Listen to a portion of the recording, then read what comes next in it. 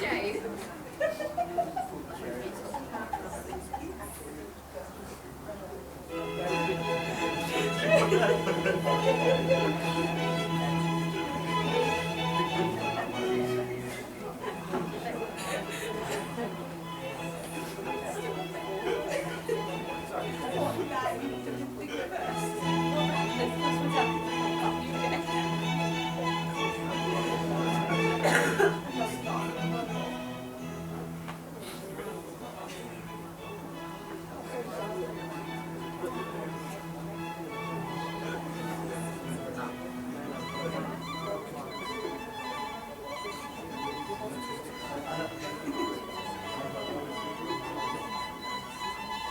I actually thought that's the stupid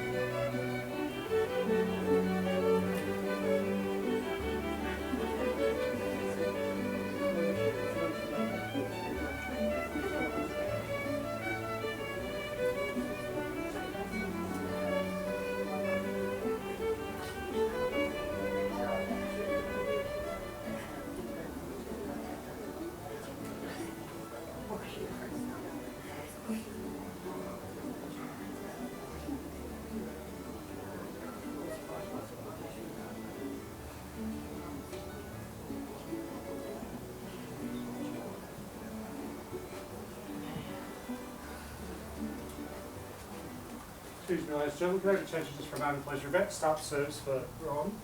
Those of you with mobile phones, if you could either switch them off or put them on silent, would be greatly appreciated. Also, this afternoon we'll be recording the service for Ron. The microphone's live, so anything that's said in this room will be picked up by the microphone. So if you're talking about your relatives, be really careful. So we'll start in a minute.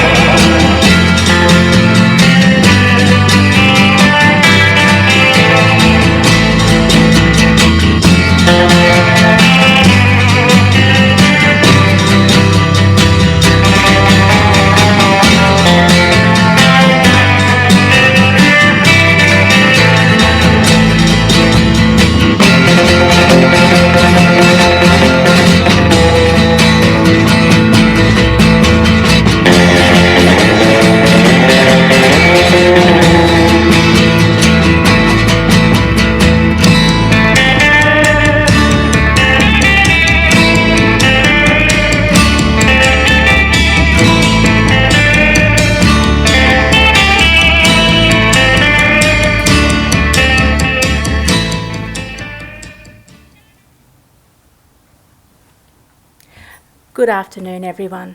My name is Kate Tyler Webber, and my role here today is to help celebrate the life of Ronald William Blackley. On behalf of Nolene and the family, I would like to welcome every one of you here to the Mackay Family Chapel, and to say a heartfelt thank you for your presence here today.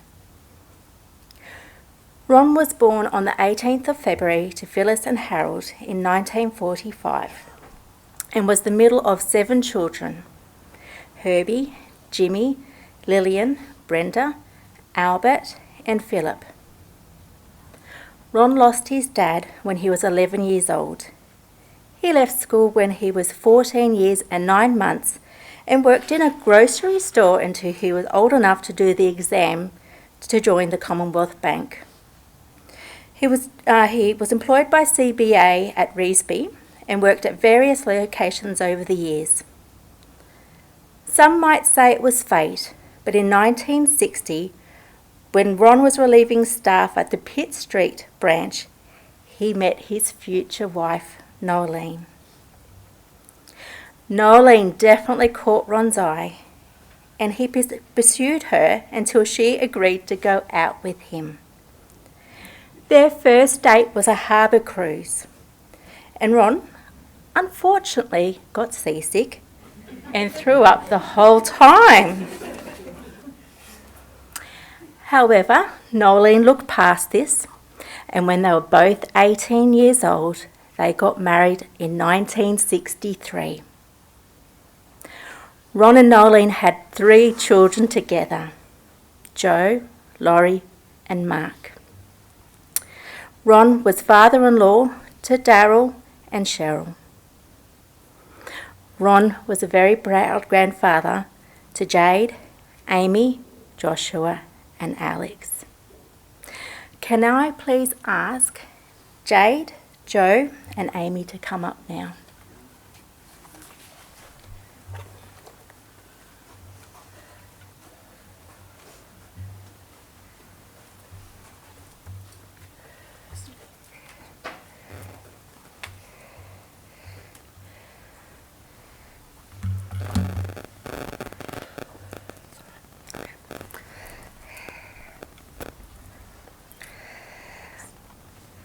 Do not weep for me, for I have not gone.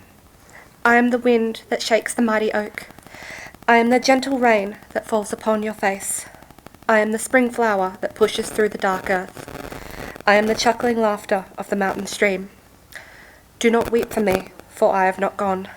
I am the memory that dwells in the heart of those that knew me. I am the shadow that dances on the edge of your vision. I am the wild goose that flies south at autumn's call, and I shall return at summer rising.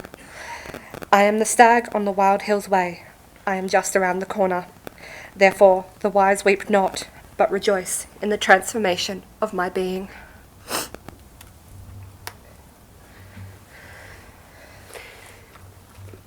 Thank you everyone for coming to celebrate the life of Ron Blackley.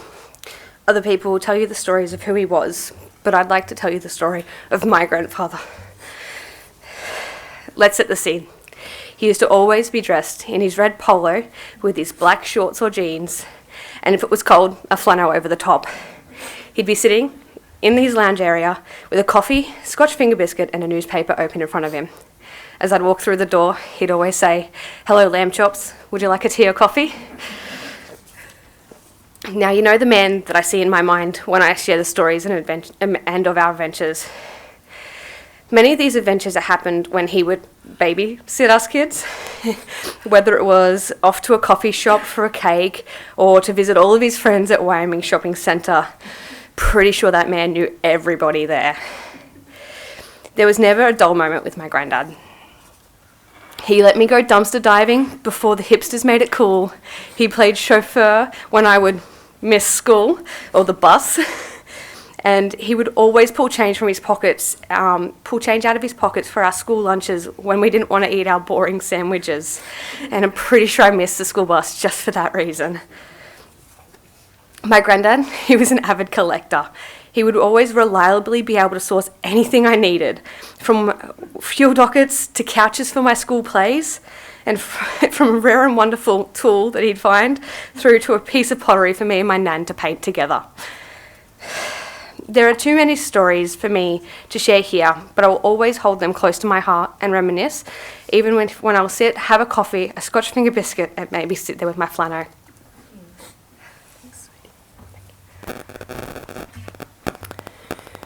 So Amy's told you a little bit about the granddad he was. Let me, on behalf of my mum, Mark, tell you about the man, the husband, and the dad.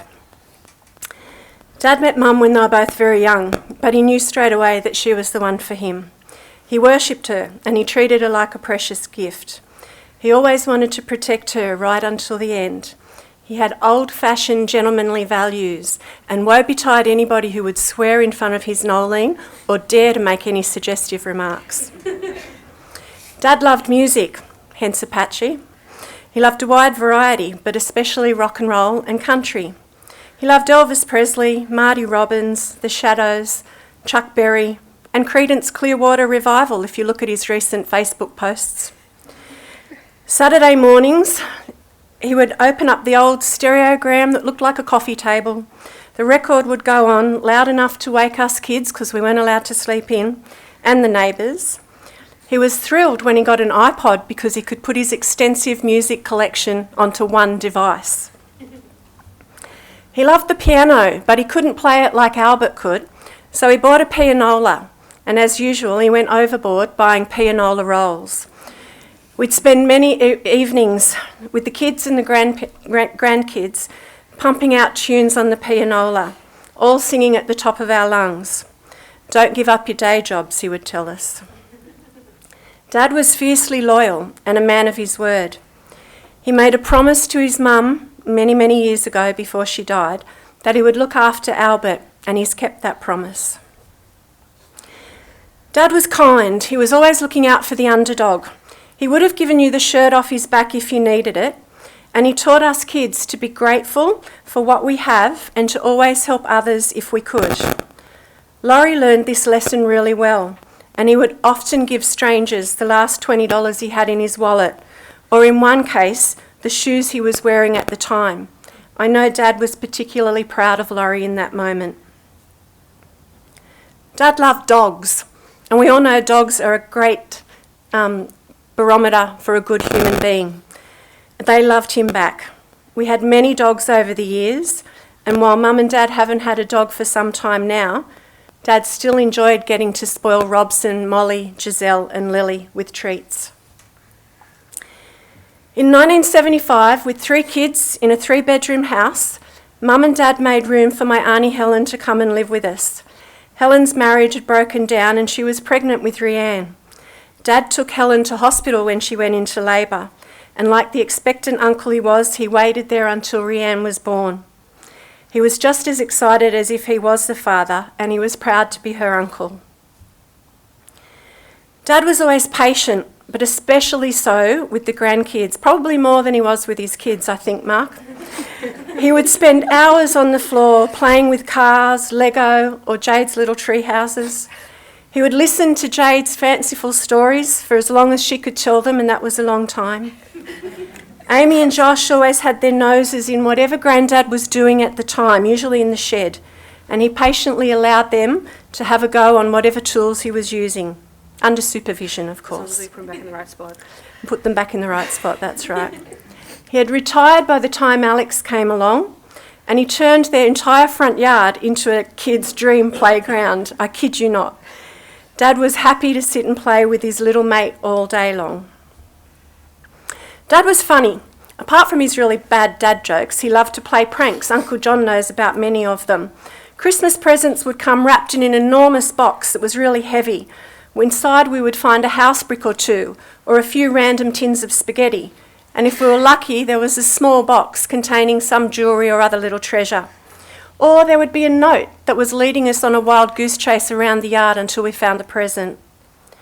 When he first discovered Facebook, we had to be really careful and monitor what he was putting on Facebook, because he didn't understand the difference between sending someone a message with a really off-colour joke or just posting it on his wall. One year, Mum said she wanted a sewing machine. A few months before Christmas, a large box appeared in the lounge room. Mum said, "What's that?" "It's your Christmas present," said Dad. "Sure, what is it?" said Mum. "It's a sewing machine." Mum didn't believe him, and probably, every day for a few months she'd say, "What's in the box? You can't open it till Christmas, it's a sewing machine." Sure enough, it was a sewing machine. Dad could tell a good story too. One of his famous escapades involved his time working at the bank. He had a small round scar on the back of his calf. He told us kids that he'd been chasing a bank robber that had tried to rob the bank when the bandit turned around and fired a shot. It hit him in the back of the leg. It wasn't until us kids were in our teens that we suddenly realised, hang on, if he's chasing someone and they shot him, how come the scar is at the back of his leg? Dad had lots of friends. Amy mentioned that he knew all the shopkeepers in Wyoming. During his time in hospital, we realised how popular he was in Gosford too. When they hadn't seen him for a couple of weeks, the local newsagent sent someone to walk past the house to check up. They reported back that the bins had been put out, the car was there, looked like there was people home. They spoke to the staff at the post office. Mail was being collected. The post office grabbed Darryl when he went in to collect our mail. "Where's Ron?" they said. I told Dad about that afternoon at the hospital, and he rang the newsagent just to report in that he was fine, he was still alive and kicking. We should have known how popular he was. When we were really little, Dad was a local bank manager. It would take the family twice as long as it should to walk down the main street of the shopping centre because everybody would stop and say hello to Ron. Our friends became his friends. Laurie's best mate Jason became Dad's best mate. Mark's mates at the RFS became Dad's mates. Even my best friend from primary school, Agnes, I found out last week that she and Dad had been messaging each other right up until 2 days before he went into hospital. He was Bugsy, Mr. B, or Tex to all of our friends. After he retired, Dad ditched the suits and ties for polo shirts, shorts, work boots, and the flannel if it was cold. He was very fond of red t-shirts, as Amy said, especially when he was in Bunnings. He loved the fact that people would stop and ask him where something was or what tool should they use for this particular job. And you know what? He always knew the answer. Bunnings was a favourite destination. "I'm just going down the road for 5 minutes, love," he'd say to Mum, and he'd come back an hour or two later with whatever he'd needed for his latest DIY project.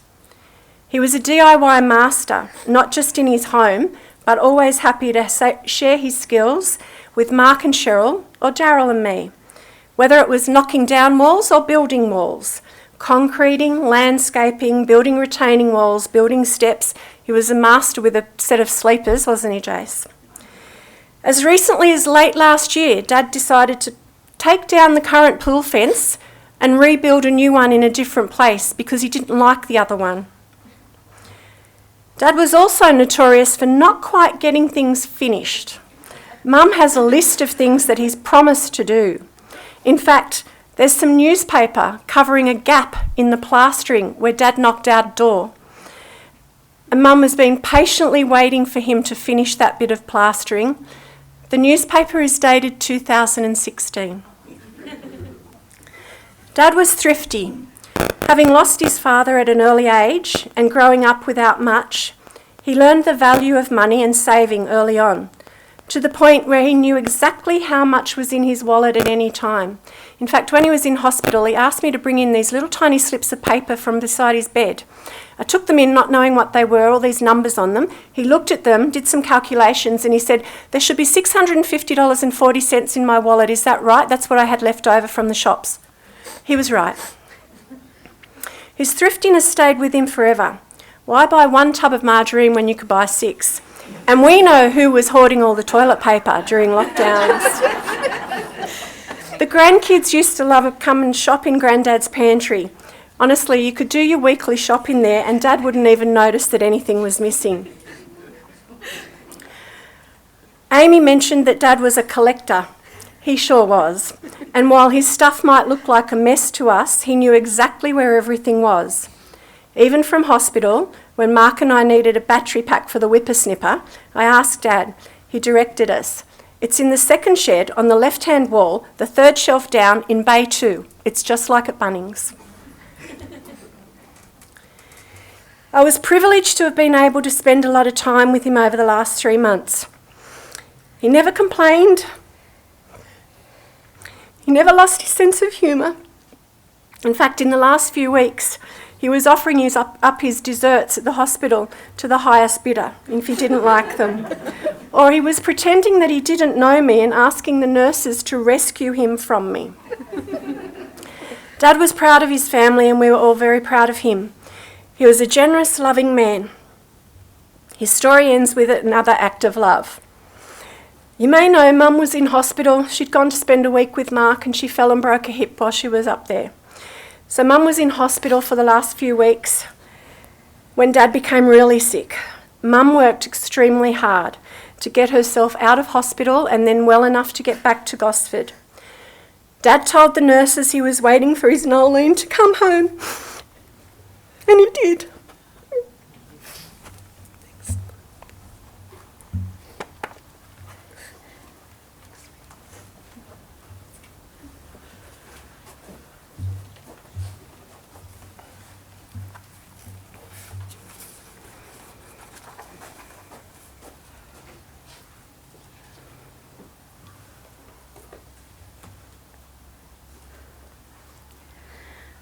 We are now going to pause the service and put some images up on the screen. You've each arrived here today carrying your own memories of Ron. What this does now, it gives you a chance to add some more memories to the ones that you have arrived here with today and leave with even a bigger picture of Ron's life. Thanks, Matt.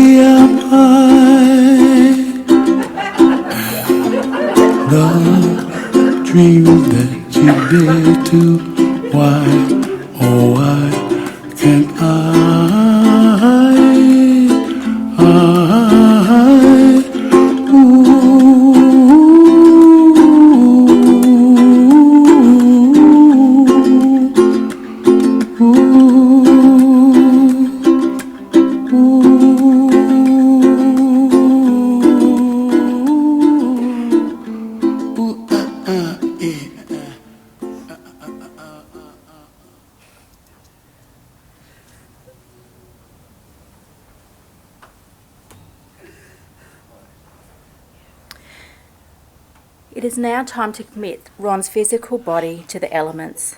But before we do so, however, let's be thankful and grateful for his life, remembering the impact that Ron's life has had on yours. You will remember Ron's life by the memories he leaves behind. Those of us who feel deeply will grieve deeply.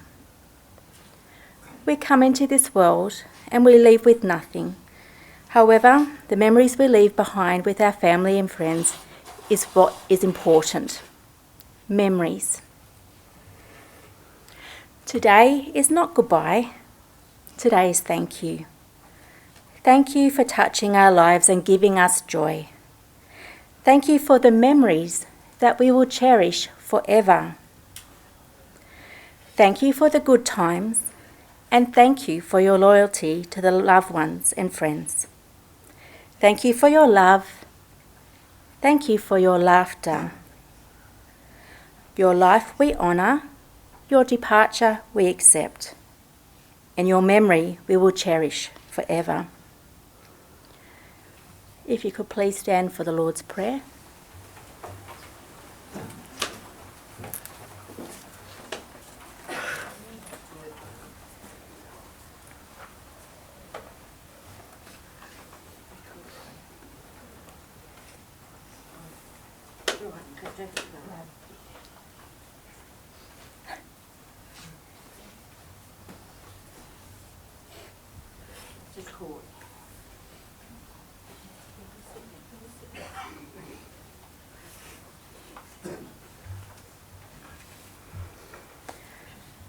Our Father in heaven, hallowed be your name.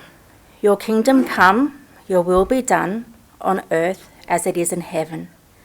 Give us today our daily bread. Forgive us our sins as we forgive those who sin against us. Lead us not into temptation, but deliver us from evil. For the kingdom, the power and the glory are yours, now and forever. Amen. Please be seated.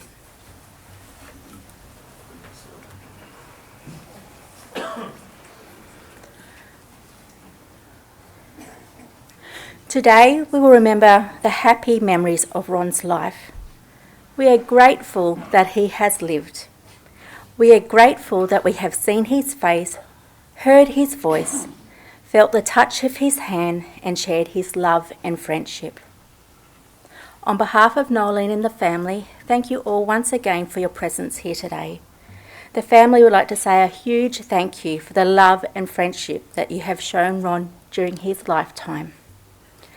The family would also like to invite you back to the Arimba RSL after today, and I've been asked to remind you there is a speed camera on your way there, because Ron would hate for you to get booked on the way. But this is a very important part of the day. You've each arrived with memories, and you've all shared a moment in time with Ron, a place. This is a time to share those memories together as one another. This is what will keep Ron living on in your thoughts, in your memories, and in your hearts. Thanks, Matt.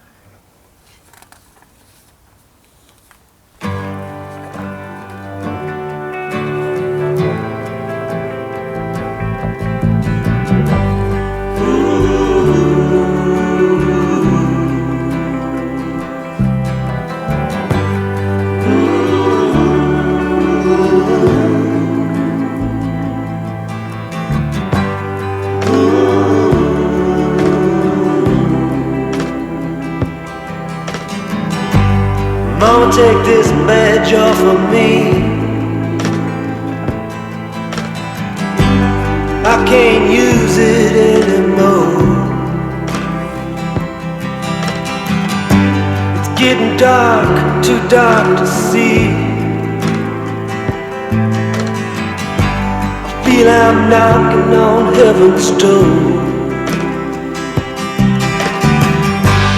Knock, knock, knocking on heaven's door. Knock, knock, knocking on heaven's door. Knock, knock, knocking on heaven's door. Knock, knock, knocking on heaven's door. Mama put my guns in the ground. I can't shoot them anymore. That long black cloud is coming down. I feel I'm knocking on heaven's door. Knock, knock, knocking on heaven's door. Knock, knock, knocking on heaven's door.